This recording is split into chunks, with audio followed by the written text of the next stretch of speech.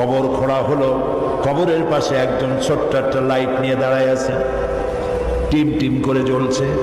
দুইজন সাহাবী আব্দুল্লাহকে হাতে উঁচু করে ঘাড়ে করে বহন করে আনতেছেন, আর কবরের ভিতরে একজন দাঁড়ায় গেছেন লাশ ধরার জন্য।